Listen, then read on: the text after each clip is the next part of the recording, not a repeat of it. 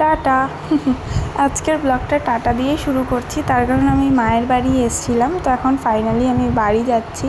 এখানে বোন আমাকে বাস স্ট্যান্ড অবধি ছাড়তে যাচ্ছিলো, তো বাসে উঠে পড়েছি। বাসে উঠে গান শুনতে শুনতে যাচ্ছিলাম। গান শুনতে শুনতে কখন যে রাস্তাটা পেরিয়ে গেছে আমি বুঝতেই পারিনি। তো হাওড়ার ব্রিজে ঢুকতে ঢুকতে এত ভালো লাগছিল ওয়েদারটা, তাই জন্য ভিডিও করেই নিয়েছি। হাওড়ার ব্রিজে ঢুকেই খেয়েছি ঠান্ডা ঠান্ডা এক গ্লাস লেবুর জল, কারণ এই গরমে বাইরে কিছুই খেতে ইচ্ছা করছে না, খালি ঠান্ডা ঠান্ডা খেতে মন চাইছে। তো এক গ্লাস লেবুর জল নিয়ে নিয়েছিলাম। আর ট্রেনে উঠে নিয়ে নিয়েছিলাম একটু ছোলা মাখা। ট্রেন থেকে শ্রীরামপুরে নেবেই এখানে আমি দেখছিলাম কতগুলো কুর্তি, তো এখান থেকে আমার দুটো কুর্তি পছন্দ হয়েছিল।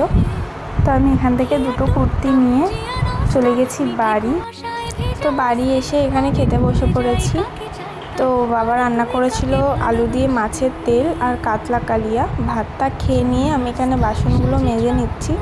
বাসনগুলো মেজে নিয়ে আমি প্রতিদিনের মতন একটু ঘুমিয়ে পড়েছিলাম। ঘুম থেকে উঠে এই কুর্তির যে দুটো কিনেছিলাম সে দুটো একটু শেয়ার করছি আপনাদের সাথে। ফার্স্টে এই সাদা কালারের কুর্তিটা কিনেছি, যেমন কালারটাও সুন্দর তেমন কোয়ালিটিটাও খুব সুন্দর, খুব সফট আর নরম। তো ফার্স্টে এই সাদা কালারেরটা কিনেছি, তারপরে কিনেছি এই গ্রিন কালারের কুর্তিটা। এটাতে পুরো হাতে বুকের কাছে পুরো জরির কাজ করা আছে। তো এখন জলের বোতলগুলো ভরে নিচ্ছি। তো ভরে নিয়ে সন্ধ্যেবেলা আমার বোন নিয়ে এসেছিলো চিকেন পকোড়া, সেটার ভিডিও করা হয়নি তাই ফটো অ্যাটাচ করে দিলাম। আর সাথে নিয়ে এসেছিলো এই ব্লুটুথ বক্সটা, আবার সাথে একটা পুচকে মতন মাইকও দিয়েছে। তো ওটাই আমার বর আমাকে গান করে শোনাচ্ছিল যে কেমন কি চলছে। তো রাতে টিভি দেখতে দেখতে এখানে খেয়ে নিয়েছিলাম ডিমের ঝোল ভাত।